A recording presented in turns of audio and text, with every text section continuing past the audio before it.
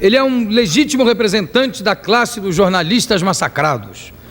Dentro da profissão, já pirou várias vezes. E para não explodir de doideira, escreveu um livro engraçadíssimo. A Besta do Jardim Botânico. Licínio Rios Neto.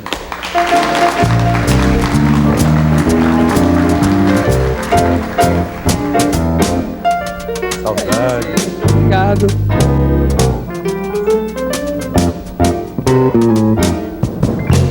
Ô, Licínio, eu já comecei... Essa cadeira aqui é boa, hein? É? Gostosinha? É, jornalista de madeira. Hein? Jornalista de madeira? Não tem molejo. Eu já comecei a rir no teu livro quando eu vi a orelha. Eu quero até mostrar aqui, porque é muito engraçado. Olha aqui. Está aqui a orelha, a fotografia do Licínio aqui. Isso foi uma brincadeira. Seríssimo. Tá? Dá para ver? Aí fala, Licínio Rios Neto, 36 anos, começou a sua carreira no jornalismo, não sei o quê, pá, colaborou em O Globo e Opinião, passou a editor internacional de telejornalismo da TVE, de lá para a TV Globo, onde foi editor de pauta, editor-chefe do RJTV e subeditor do Jornal da Globo. Aí vira, tá vendo a fotografia aqui? Tá? Aí vira assim, aí pirou. Olha que fotografia bonitinha. Esse é um óculos americano que tem um Maravilha. Aí pirou legal. Depois trabalhou como redator do Informe JB, em seguida passou para o telejornalismo TV Manchete, onde foi subeditor internacional, pirou de novo. É uma estrada, né? De piração. E aí foi escrever A Besta do Jardim Botânico, que é uma sátira de rolar de rir. Eu comecei a ler de noite e acabei de manhã, li de um fôlego só. Não vamos contar para ninguém, mas... Ah, claro. Quem é a Besta do Jardim Botânico? Eu posso te adiantar que não é o macaco Tião. Não é o macaco Tião? Não é o macaco Tião. E nem é quem vocês estão pensando, também não. Entendeu? Fica todo mundo, mas você quer lá no Jardim Botânico? Não tem nada a ver, não é não. É um assassino misterioso que quebra o pescoço das pessoas pelas ruelas escuras do Jardim Botânico, não é isso? Jô, você sabe que o Jardim Botânico, na verdade, infelizmente, é a sede da maior emissora de TV do Brasil, da maior rede de televisão do Brasil. E eu decidi ambientar lá porque eu queria fazer uma história cômica, eu queria chamar a atenção das pessoas, mas evidentemente não é uma história exclusivamente sobre a TV Globo, é uma história sobre jornalismo. E dentro desse livro, como eu estava com uma ressaca muito grande de fazer um jornalismo quadrado, aquela manchete careta, aquele telejornalismo que você faz uma cabecinha para o locutor ler e fica empacotando a notícia como se fosse um enlatador de salsicha. Então isso foi me dando uma certa revolta, um cansaço. Então eu resolvi escrever um livro para quebrar o protocolo mesmo, entendeu? Então pega uma situação onde tem um ministro que é personagem no livro, aí você vai cumprimentar o cara, ele na verdade é um robô disfuncional, aí ele dá um karatê na sua nuca, quebra a sua nuca, você cai. Aí você pega os grandes figurões, né? São todos robôs, quer dizer, é uma ficção desvarada, é feita exatamente para as pessoas rirem. Eu acho que inclusive é uma grande observação, não sobre essa ou aquela empresa, mas sobre o mundo do jornalismo como um todo. E esse negócio do robô, aliás, tem uma cena que eu acho engraçadíssima, que o robô-chefe diz para ele, eu acho que você não está funcionando muito bem. Ele diz, não, eu acho que eu estou perfeito, não tem problema nenhum. E aí ele tira um olho e começa a limpar o olho na mão e a olhar para ele mesmo. Aquele olho. E depois tira um cisco do olho com a língua. Você está escrevendo um outro livro agora, já, Licínio? Olha, João, é o seguinte, eu na verdade, eu decidi escrever mesmo. Depois desse livro, foi um livro bem recebido de crítica. Não vendeu muito, mas eu estou razoavelmente satisfeito. Então eu resolvi emendar e seguir essa mesma linha da sátira. E quando você está escrevendo, em vez de estar fazendo jornalismo, você pode interferir na realidade, entendeu? Quando você faz jornalismo, você não pode. Contra fato não tem argumento, você tem que fazer aquilo que é aquilo, foi aquilo que aconteceu. Então no livro não, nesse livro que eu estou escrevendo agora, eu sempre quis escrever um livro sobre a transição democrática. A história do Tancredo me deixou pensando até hoje, né? E principalmente depois que Tancredo morreu, aí o Brito, o Antônio Brito, que era o porta-voz dele, lançou um livro, quando veio aquele doutor americano aí, Warren Zapel. Então a gente estava vendo pela televisão, até os próprios jornalistas, a gente estava vendo pela televisão o Zeipel com o Dr. Pinotti lá na sacada do Incor, todo mundo sorrindo, dando tchauzinho e tal. E quando esse médico chegou, ele olhou para o Tancredo e falou, "This man is going to die", esse homem vai morrer, esse homem está morto. Então foi aquele circo que se fez com o martírio do Tancredo Neves, e isso me deixou querendo escrever uma ficção. Quer dizer, não evidentemente usar essa situação específica para escrever uma sátira, mas num livro, por exemplo, você pode inverter, você pode matar o Sarney e deixar o Tancredo presidente. Quer dizer, você faz o que você quiser no seu livro. Você pode botar, por exemplo, o Moreira Franco dando aula de Sociologia 2 no Instituto Bennett, no Rio de Janeiro. Então, essas coisas eu acho que... Vantagem do escritor.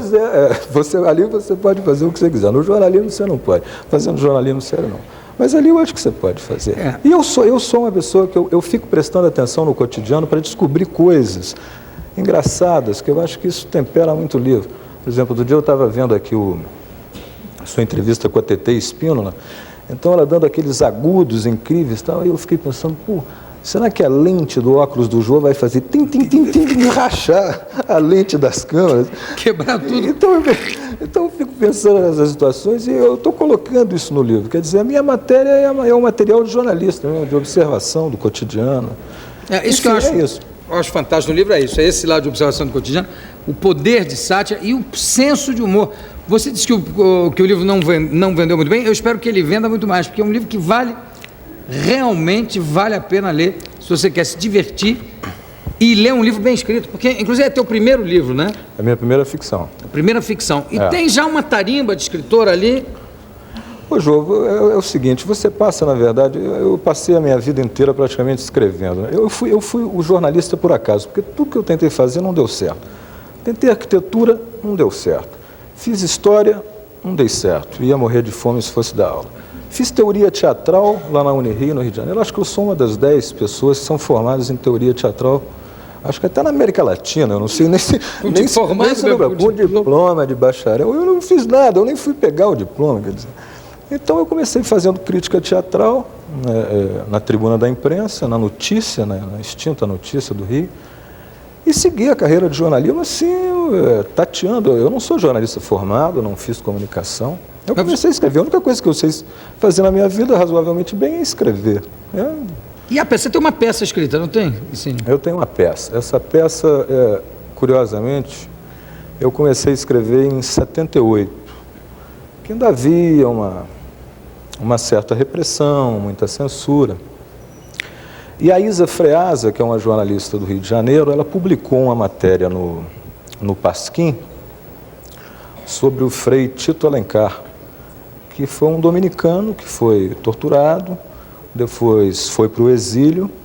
Ele não conseguiu resolver a contradição de revolucionário com a vida dele de religioso, e ele acabou se suicidando na França. E eu demorei simplesmente mais de 3 anos para escrever essa peça, porque eu não tinha material, a gente não tinha aqui, ninguém sabia nada sobre o Tito. Eu fui ler um livro de um senador italiano do PCI, do Partido Comunista, o Raniero Lavalle, que falava no Tito. A história do Tito saiu em algumas revistas estrangeiras, então eu demorei muito para escrever essa peça. Eu ganhei um prêmio Nelson Rodrigues, do SNT, que hoje é Fundacem. Mas aí, evidentemente, a peça ficou censurada em todo o território nacional. Premiada e censurada. Premiada e censurada. Quer dizer, o mesmo pessoal que dá o prêmio depois proíbe. Não sabe o que é a esquerda e o que é a direita. Então ficou. Aí veio a Nova República, que era euforia louca. Aí tortura foi um tema que foi abafado. E resultado, a peça está publicada em livro, mas eu jamais vi a peça montar. Gostaria muito de ver. Mas aí nessa história, o Tito, que estava enterrado na França, depois que eu terminei de escrever a peça, ele voltou para o Brasil. Entendeu? Então a história vai correndo e a peça, o que a gente escreve, vai envelhecendo. Então você tem que pegar, refazer. Alguma esquerda, entre aspas, esculhambou a peça sem ter sido encenada, disse que eu não podia fazer uma interpretação psicanalítica da vida do Frei Tito, porque eu não o conhecia.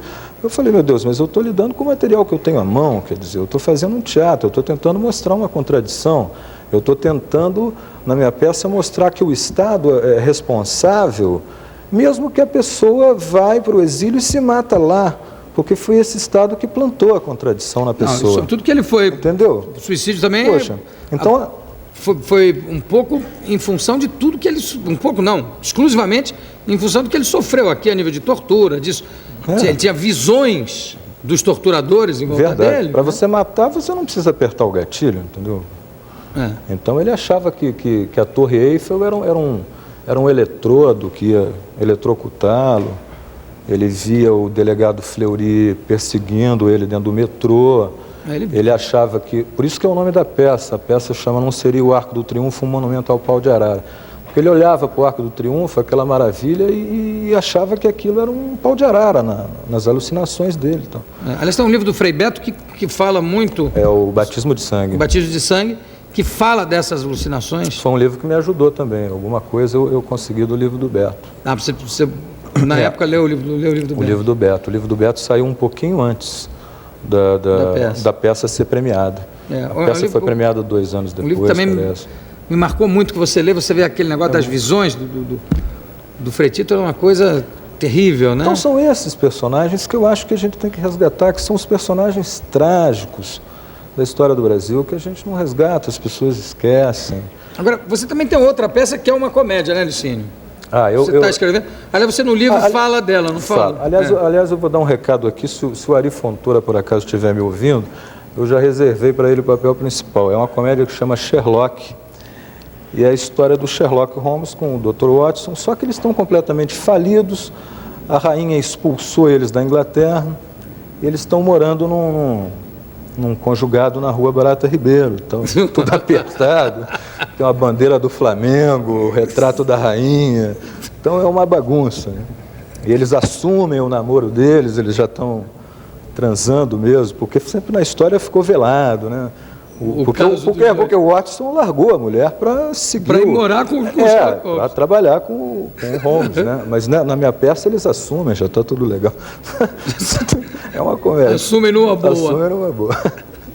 E jornalismo, Licínio, você pensa em voltar a fazer, Olha, se voltar, eu gostaria de fazer televisão, que é o jornalismo que me atrai. Eu tive uma passagem agora no Jornal do Brasil, como redator da Editora Internacional. Quando você pega um pico de televisão, você trabalha 12 anos, 10 anos em televisão, e é um veículo muito veloz, ele é muito taquicárdico, adrenalizante. Então o jornal fica uma pasmaceira, quer dizer, eu gostaria de voltar a fazer jornalismo.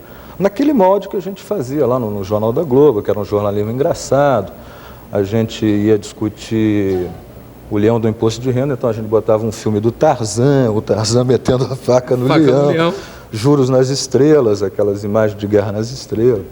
Eu lembro uma vez que a gente fez quando você fazia o quadro, tinha uma operação do Reagan, então, olha o que você falou, olha o que a gente achou aqui, um aviãozinho da TWA sequestrado, um terrorista, não sei o quê. Então as pessoas acham, não, isso não pode. Então, não, mas é isso que pode.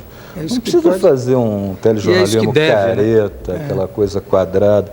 Porque, na verdade, os caras que estão atrás da câmera trabalham, né? Tem um trabalho off-câmera no jornalismo muito grande, que são os editores de pauta, são os editores dos jornais, os editores-chefes. Os repórteres, evidentemente, aparecem, mas normalmente eles podam, tiram, botam aquele locutor, beleza. Então, na verdade, o que eu acho é o seguinte, é que 80% desse país acham que o Cid Moreira e o Celso Freitas fazem o Jornal Nacional. E que não tem nada por trás deles, quando na verdade tem. Então é isso, é que eu acho que o jornalista que vai à rua, como se faz nos Estados Unidos, ele vai no estúdio mostrar o trabalho dele, apresentar o trabalho dele. Isso é que eu acho. Quando você trabalha num jornal, então você escreve, você assina a sua matéria. Claro. Entendeu? É por aí que eu acho. Licínio, muito obrigado pela tua presença. Jô, obrigado. Daqui a pouco a gente volta. Obrigado a você.